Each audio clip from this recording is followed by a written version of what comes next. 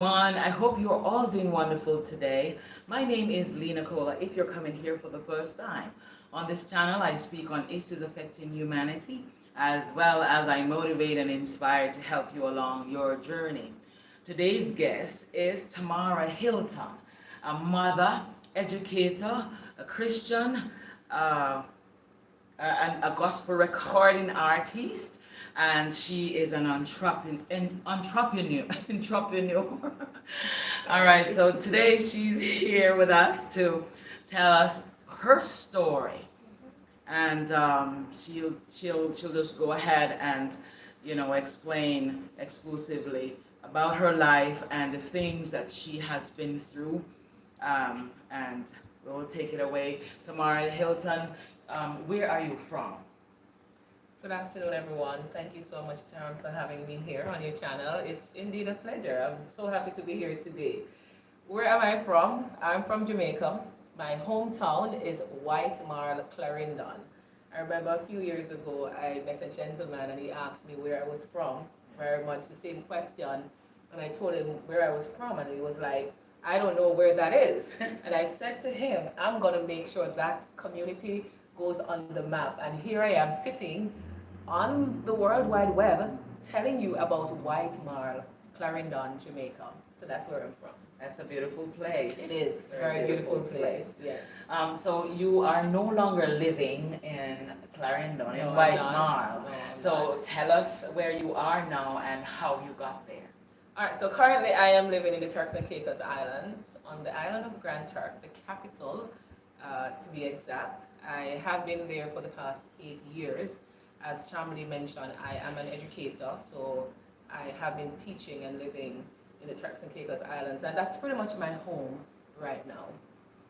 Okay, so Tamara, on this channel, I target issues affecting psychosocial issues affecting humanity. Right. I want you to tell our viewers, what you have been through as a mother, as an educator, and how you got to be a gospel recording artist. Guys, I have her CD here.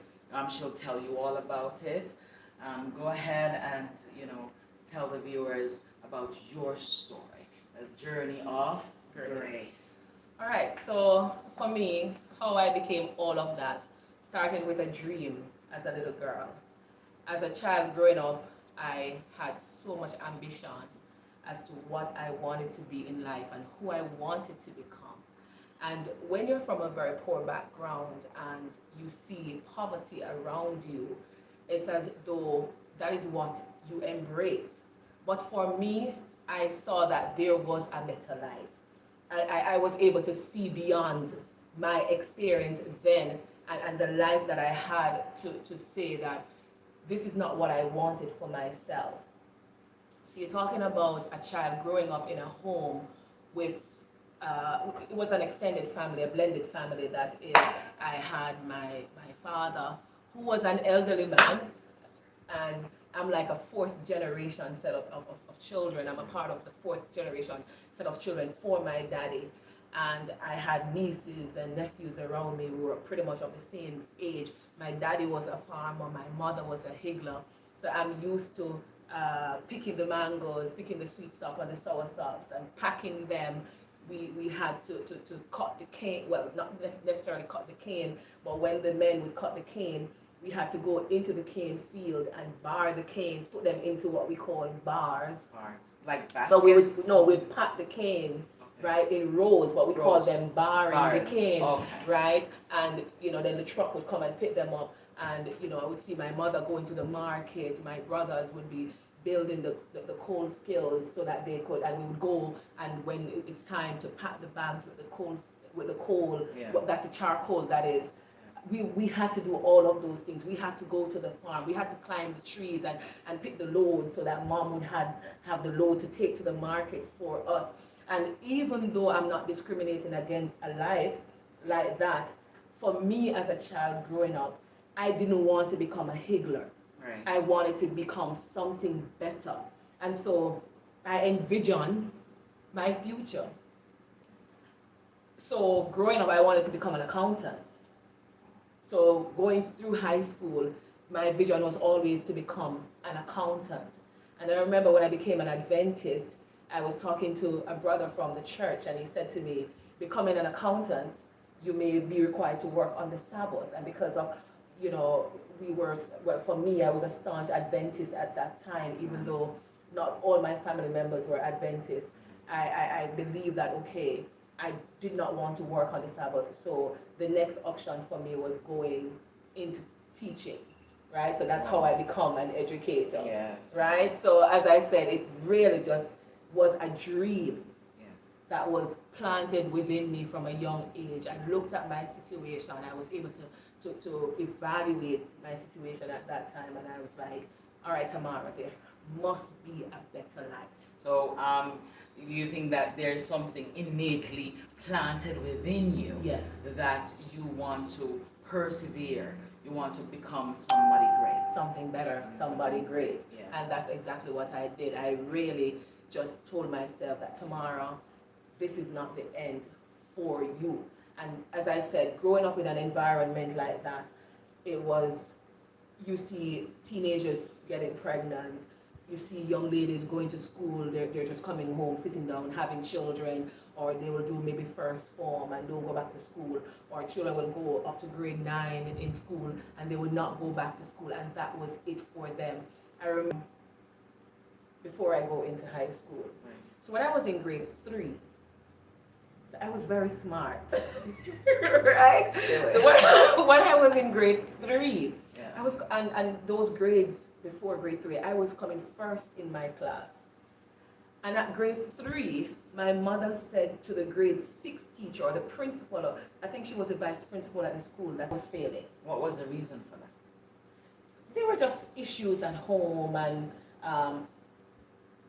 just family issues, right? I believe it was more family issues, right? And a lack of resources. That was a big challenge for me, because I can tell you this, family, I went through high school with borrowed books pretty much for most of the time, or books that were passed down to you, because as I said, I had 4 or 5 other siblings that was going to school at the time. And so at the end of the day, mommy couldn't afford everything for us.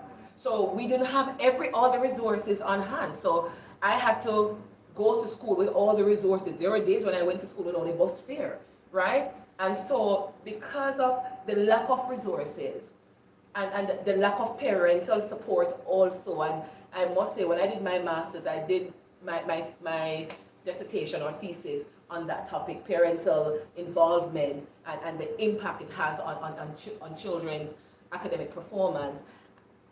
And for me, that was also an issue, lack of parental involvement. There was nobody there to check the books, to ensure that you get the assignment done. I was pretty much left on my own, because mom was always at the market. Daddy was clearly the generational gap. He wasn't about helping us with any books and all of those things. Matter of fact, when I was in 3rd form, I remember my mother was gone to the market, and she told us to ask our daddy for lunch money.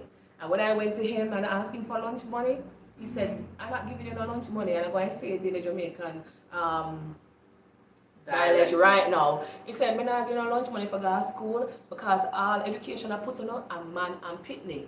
And I remember at that time we had the line at the front of the yard, and we had a shop over on this side, and I stood by the line and I said, Daddy, I'm the only girl pitney where you have, but you're not going to live to see have one pitney.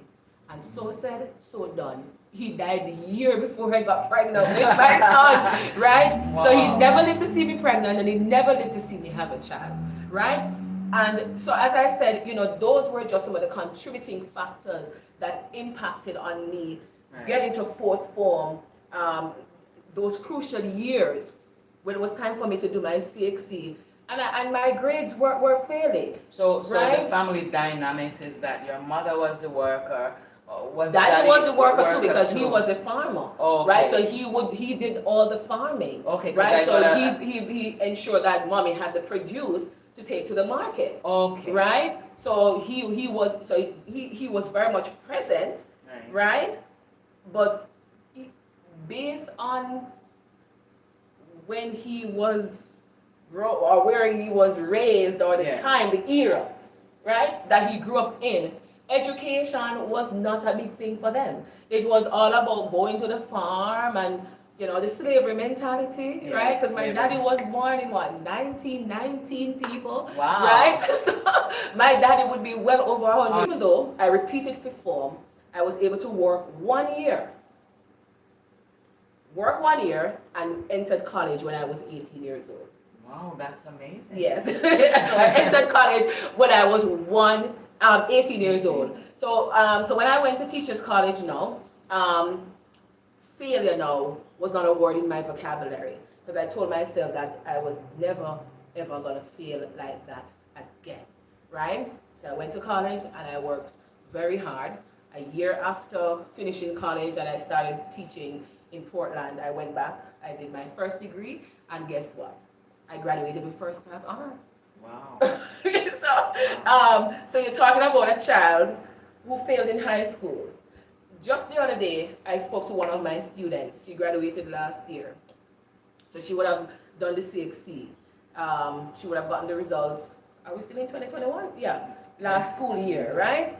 And I saw her and I said, how you didn't call me to tell me about your grades for CXC? She said, Miss, I felt so bad because I didn't pass all my subjects. And right there, I had a conversation with her. I said, listen to me, honey. Your CXC grades do not determine your future. That's right. And a lot of people, and I want to speak to a young person right now, you may be struggling in high school, that will not determine your future, because I struggled too. But look at me now. I was able to accomplish the degree, the master, and so on, even though I failed at that point in time. So there's a phase tomorrow that says your current, or it's a quote, your current situation is not your final destination. Thank you very much. It is not. It is not. It is not. Right? So the college, how you managed to. How did I manage? Right? So when I was going into applied for college, I also applied for the student's loan. Awesome. And that's how I was able to get into college. So I used the student's loan for the first 2 years. And then when I was in third year, they came in with this program called the Jamaica Values and Attitude Program, JAMVAT. This is not a political post, I won't say that. But they came in with that program, and I did that program, and then I had a balance left when I was finished with college, and I worked that summer, right, at the school, cleaning windows to pay off my balance at the college that I had left, even though I did the Jamaica Values and Attitude Program. And throughout the summer, I remember National Youth Service, they would have summer programs for college students. I did that program for all the years that I was in college. Every summer, I did the National Youth Service program. So I was teaching in summer schools during the summer. CXC, they had a program too for college students to work as clericals, and I was a clerical for CXC for all those years that I was in college. So I was doing little odd things along the way, and there were people like family members and so on. My mother, like every Monday she would take food for me. So while I was in college and give me a little pocket money, right? So she may not have been able to pay the school fee, but she made sure that I had food and pocket money, and right? That is very good. We want to give a pause a little bit. We want to welcome those of our viewers who are watching at this moment. I have an exclusive interview here with my friend, Tamara Hilton, who is a mother, a Christian, an educator, and a gospel recording artist. She is also an entrepreneur. Put your comments in the comment section, as this is going to be epic. She will be telling her story. And so right now we want to welcome everyone who is here watching, and make sure to subscribe to the channel so that you'll never miss another video. Wow, thank you. Thank you, Charmony. So yes, there were family members and friends who would give support along the way, because life is a journey. Right? And no man is an island, no man stands alone. So even though sometimes you feel alone, people are always there to give some assistance and to give some support along the way. Right. So after you finish college now, we're going somewhere here. Mhm. What was the journey like to find employment, and did you struggle with that? All What did right. you? So when I finished college that summer, right, and at the time I had a friend, what we did, we took the Jamaica, the directory, telephone directory. Yes, remember Yes. those yellow. We took the telephone directory, and all the schools were listed in one section of the telephone directory. Right. And we sat down and we wrote application letters to pretty much, I would say, maybe all the schools in Jamaica. Manually? Yes. And I had to go to the post office and buy the stamp and send those letters off. I had to. I remember when I moved to Portland. When I moved to Portland, there's a Seventh-day Adventist school in Portland. I think it's Buff Bay. I think it's Buff Bay High. I met the principal, Martin Turgot, and I said, Mr. Turgot, I sent you a letter, an application letter. I mean, he became my very good friend, and I said, I sent you a letter because what I did also, I didn't only just send the applications to the school. I called those schools to get the names of the principals to put in the application letter, right? So I was just sending out applications left, right, and center. And I remember one Sunday, I bought the Sunday Gleaner and I saw an ad in the papers for Happy Grove High School. And I jumped on it. And I sent the application to the school. The Monday morning, the application was ready, and I sent it off. The Tuesday, I called the school, the secretary, Mrs. Crawford. She's my very good friend, even up to this day. She said, "No, we have the interview, Mr. Larston Lindsay, right? The then principal, God bless his soul, because he passed away some time ago." And when I was finished, this tout man, he's very big and heavy. He jumped up and he shook my hand and said, "Miss Hilton, the job is yours." Congratulations. Just like that. He said, "Miss Hilton, the job is yours." Yes, right? yes. So that was my first, job as a teacher. And I took the job in Portland, and pretty much I was there for all my years of teaching until I moved to Turks and Caicos. So what led you to Turks and Caicos? All right, so what led me to Turks and Caicos? So I think we should talk about what happened before I went to Turks and Caicos, because... Okay, so tell us about it. Tell us about so it. In 2009, yeah. Oh wow, my journey, it's just so much. So in 2007, that was when I finished my first degree, right? So I'm fresh out of university. So even though I was working, right, I was doing a full-time course at the time, Chamberlain. So I'm fresh out of university. This girl graduated, quote unquote, with our first class honors. She's up on top of the world right now. Right? I remember at that time too, I entered the JCDC Festival Queen competition, right? In which I was placed second. Wow. That was 2007.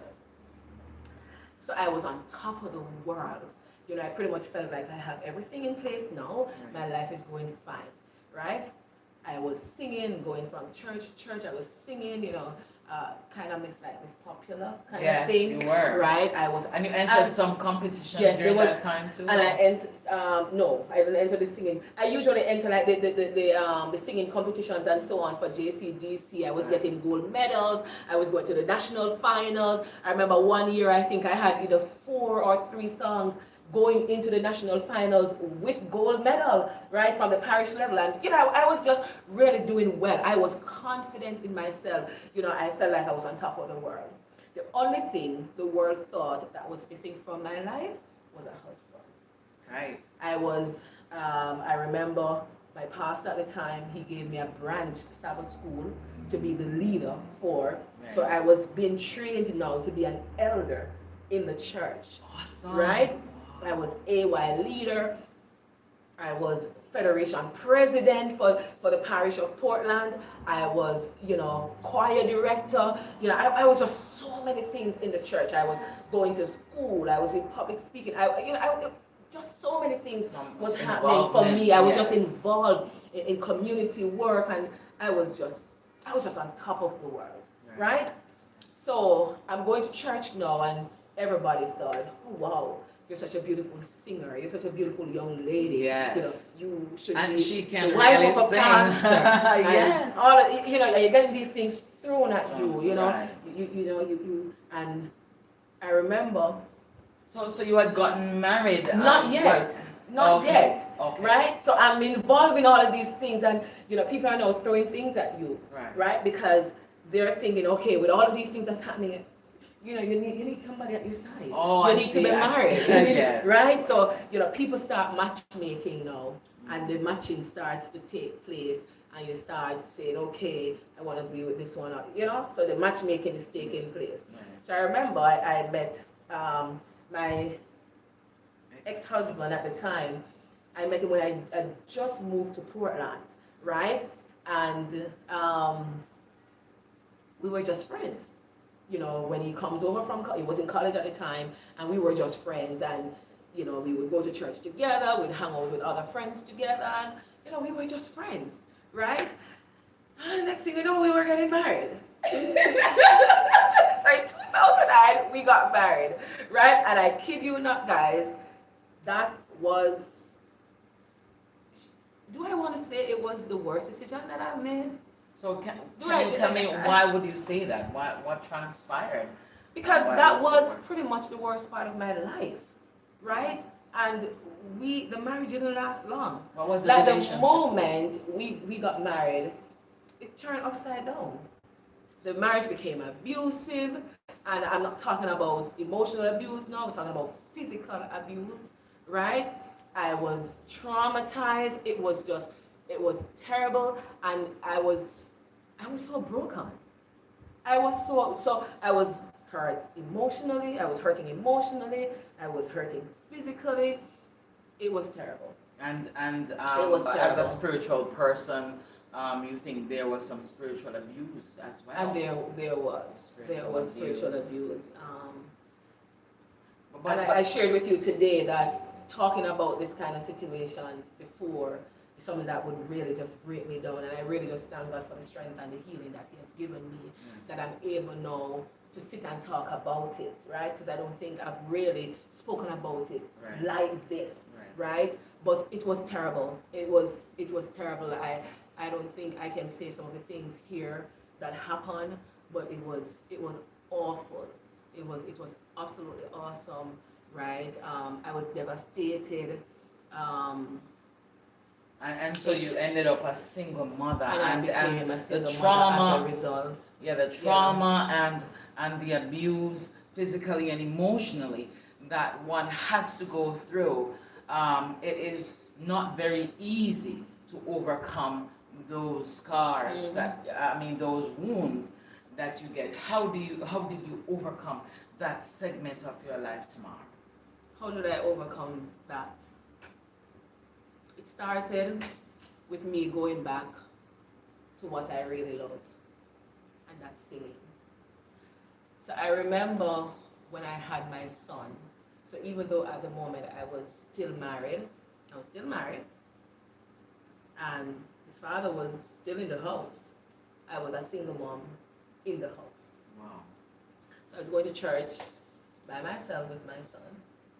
I was living in Port Antonio, and I was working pretty much on the edge of Portland, and I was taking my son with me to work, right? Because he wouldn't take care of him, right? And till I eventually find somebody in that area to take care of him for me. So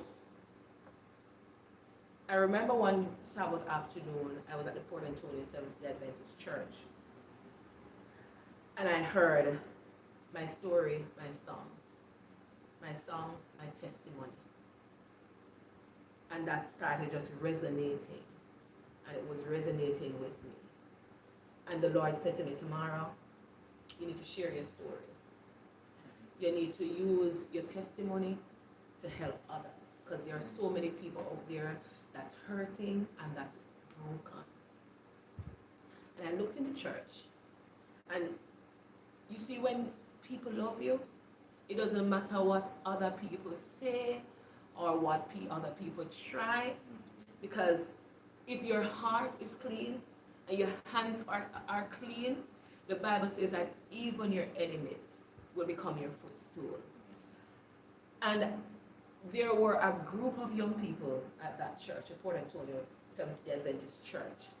And man, they adored me. They loved, at that time they would call me Sister Rose. And they loved Sister Rose.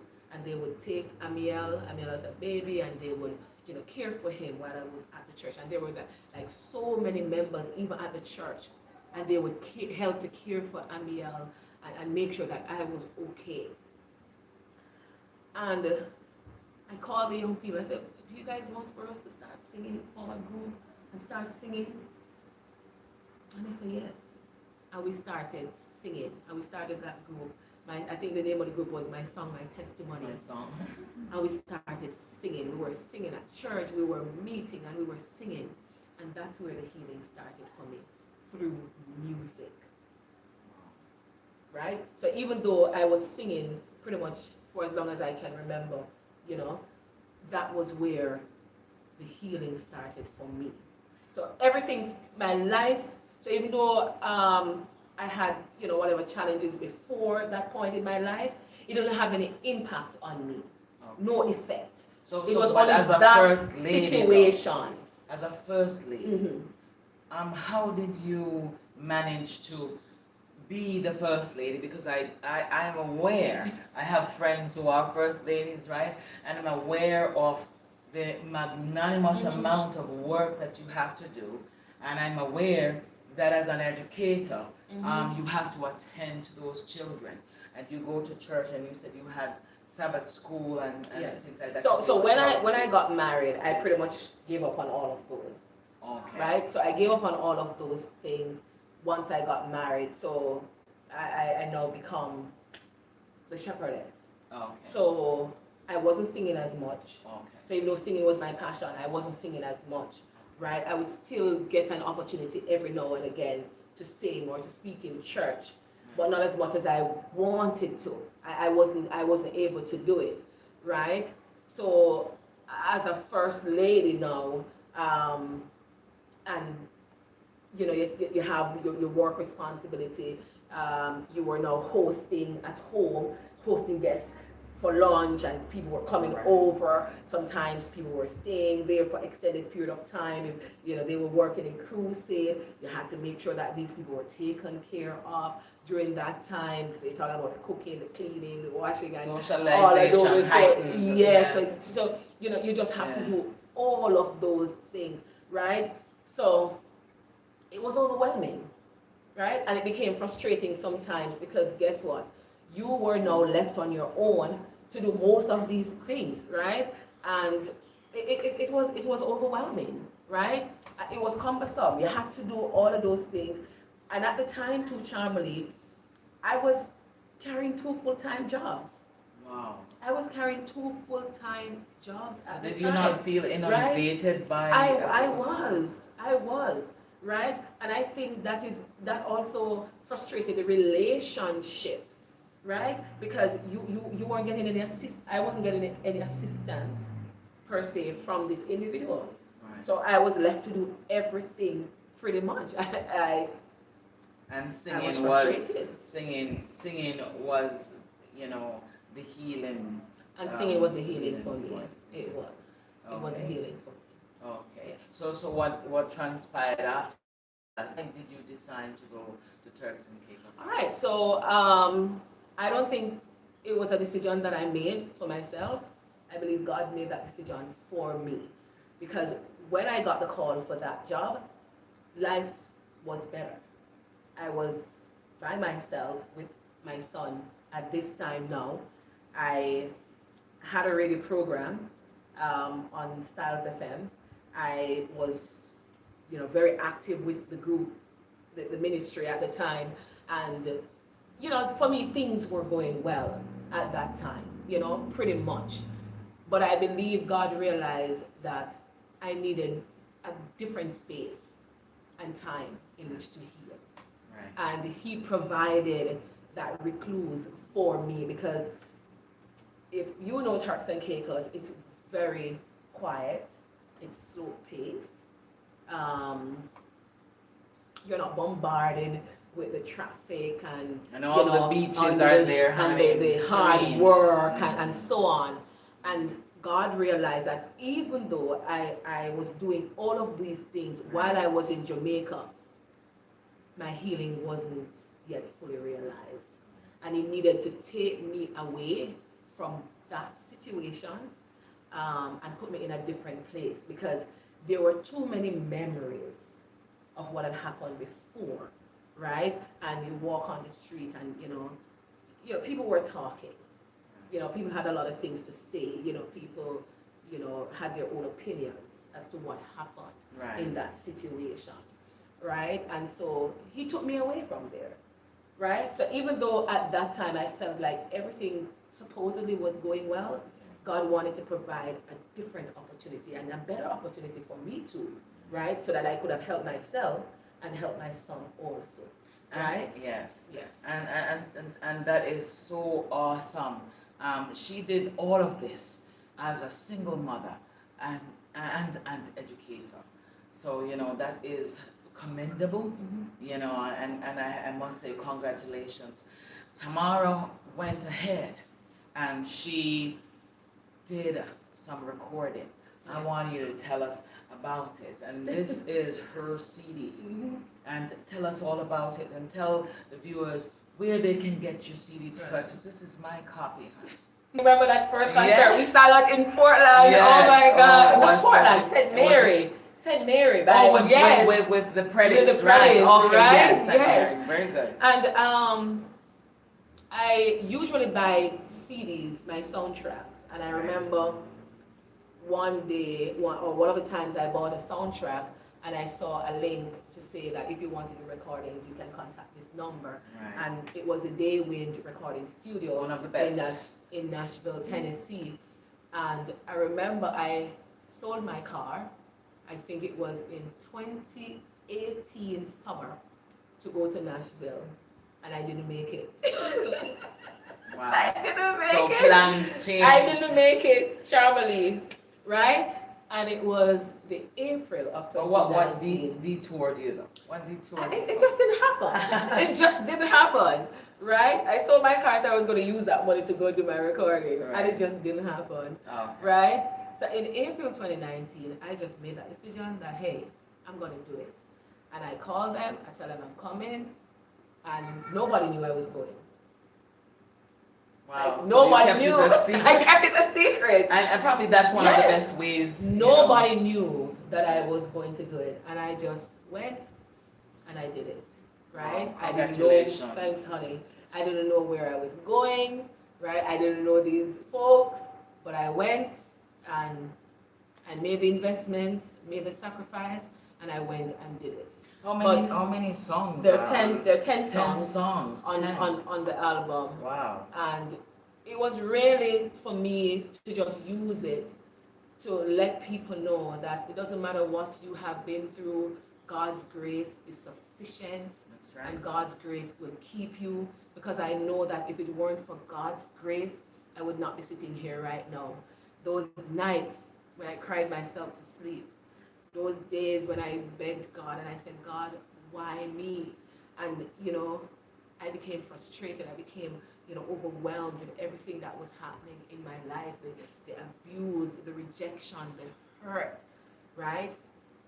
Being forsaken, right? Imagine that you have a child and you have to be raising and doing everything for this child on your own. Your child too being rejected, not only by a parent but by extended family members, and it was awful, being embarrassed on your job, being ridiculed, it was terrible. But God's grace and His mercy kept me, and I said, this is what I was going to use this album to share my story, my song, and to let you know that my life has been nothing but a journey of grace. So each of the songs, even though they're cover versions, they tell a story. And if you don't mind, Charm, I just want to tell you the story. The first song, No Longer Slaves to Fear. Yes, I was living in fear. I was ashamed. I didn't want to share And remember, earlier on your page, we were saying that transparency creates healing. I was too embarrassed to talk about it because you're talking about you being in a pastoral family and having experienced this, and you're talking about, you know, Shame. people looking down on Yes. you. I'm coming from a community where people didn't think that You could be you anything. couldn't be anything, and to go back into my home church and to be able to, it was embarrassing. Yes. It was. It's like you feel like you have failed, right? Yeah. But no, that doesn't have anything to do with you. Remember, Exactly. we were talking about Exactly. it, what other people do to you. Mm-hmm. It will affect you if you allow it. Yes, Mm-hmm. and it does affect you because these are the people that we are closest to, Right. and then they let us down, so we Mhm. feel Mhm. betrayed. Yes. You know, we feel betrayed. We feel like, you know, this is too early for a marriage to end. Yes. And so, you know, I guess it depends on if how active you are, Mhm. because you were popular Right. and everybody saw you as an icon then. Mhm, So mhm. they'll basically think that, oh, she failed, and you felt like, you Yes. know, this is it, right? And you talk This about is- people having their own perception right true of you, and yes, and they and- gossip. yes. Yes. So when something like that happened, it was like, oh, we didn't expect that. yes. You know, that sort of thing, and yes. you know, and I have to say too, even after going through that situation, there were people who, you deserve it. It should have happened to you. But you know what? I see you as a stronger person Yes. now. How did you overcome just thinking about what people thought of you? How did you overcome that challenge? I And had to you're tell in a better myself place now. that I'm not a victim of people's opinion. You're a victor. I am a victor, Yeah. right? And I have to tell you too, guys, that you cannot become a victim of people's opinion, right? People will talk because that's what they do, right? But you have to know your worth, know who you are. And yes, you may be imperfect, but that doesn't mean that you are the worst. It doesn't mean that you don't deserve the best, right? It doesn't mean that you should be treated as nobody or anything, right? So I had to go back into myself, right? And tell myself that, Tamara, you don't deserve that. You didn't do anything to deserve that. It's not anything that you did. What happened to you? You were with somebody who made a decision to do that. And even if you were another person, and even if that person was with another person, it would have happened anyway. Because there's something that is in him.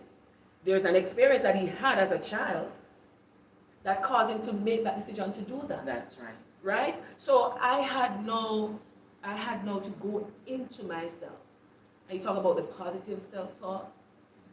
I had to go now and rebuild those self-esteem walls that were broken down. Because I told you all the things that I was doing before. So, you know, my self-confidence, my self-esteem was very high. But then when I got into that situation, it was totally eroded. Broke you down. It was broken down, right? I was down and out, right? I was literally dead. I remember I was at work one day and one of my colleagues said to me, the light from your eyes, I'm not seeing it. It's gone. And I had to now go back and find that light. My son, he became my sunshine after marrying. So even though I became a single mother, charmingly, he became my blessing. And when I was pregnant with him, George Gardner wrote a song for me. That's when I entered the original song gospel competition, right? So the song goes like this: you don't see my suffering, you don't see my pain. Seems that I am drowning. Na na na na na na. You don't see my hunger, 'cause it's deep within. I can hold it any longer. I let it out and let it in. He gives me sunshine What was the story after that? How are you promoting it? What All right. is your So, website? So I'm on Facebook pretty much. That's my most active page right now. In your name, Yeah, right? Tamara Hilton. Yes. Right. So I have a personal page and I also have a fan page. You can follow the fan page and you can also, connect with me on the personal page. I also have an Instagram and YouTube too, right? But those are not very active, right? So you can get a copy of the CD. It will be shipped to you, and I have limited copies. How right? can they get the copy? So you make a payment through PayPal. So currently the CDs are going for $20 for the CD, and then you pay for the shipping and the handling. And if you're in the US, it's just an additional $5, which is $25, right? You can connect with me on my WhatsApp at 1-649-245-7005, and I'll send you the PayPal link, and I will ship the CD to you pretty much, right? Do you have any online download? No, there are no online downloads at the moment, right? There's a site, N1M1. You will find the first song there, and you can listen to the entire song for free, right? But you have to get a copy of the CD, right, to hear the entire album. Thank you so much, Tamara Hilton. You have heard it from her, how she overcame and came out of a life of struggle. And now she is on a journey of grace. That's her story and her song. What are your final words to the viewers today, Tamara? Please encourage someone. Give them your final thoughts. All right, so as the song says, A Journey of Grace, the title of the album, guys, A Journey of Grace. Just know, as I said, that God's grace is sufficient to keep you. No matter what you're going through, don't give up. You see, each of us, we have that innate resiliency and tenacity. And if you dig deep within you, you will find it. Yes, life will throw you a curveball. You will have days when you're happy, days when you're sad, days when you're up, days when you're down. But no matter what, at the end of the day, you have to commit and you have to tell yourself that I am not giving up. Not only that, guys, whatever you do, make sure that you put God first. It is through Him that we move and have our being, right? If it weren't for God and His grace, I know that I would not be here today. So I just want for you to stay prayed up, stay encouraged, and just tell yourself that with God, all things are possible, and I can do all things through Christ who gives me strength. And no matter what, I am never, ever gonna give up on life. You have heard it from her, a powerful woman, an inspirational woman, Tamara Hilton. Please remember to share this live. Please subscribe if you like the videos. Share them if you may. Comment under the video if you have been in any situation like this. We would love to hear from you under the video. Remember to click the notification bell so you'll never miss another video. And thank you so much for watching Lena Cola's channel today. Take care, and I will see you in the next video. Thank you so much for having me today. You're most welcome. All right, honey. Bye, everybody. Bye.